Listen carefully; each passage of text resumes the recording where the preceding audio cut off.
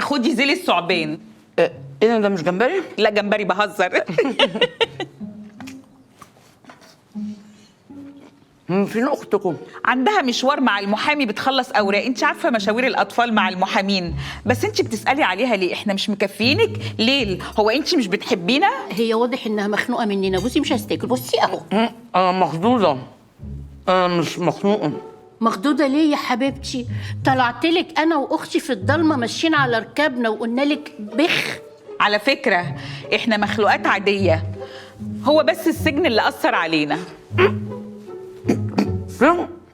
انتوا كنتوا مسجونين؟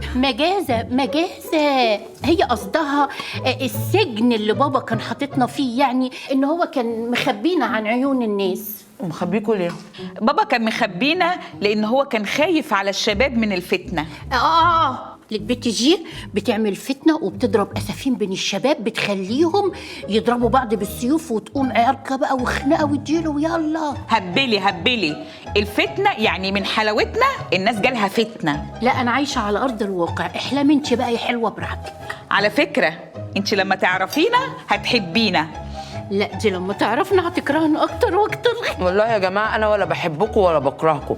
انا في مرحله دلوقتي اسمها هو في كده؟ لا ده في كده وكده، انت بس ما تقاطعيش.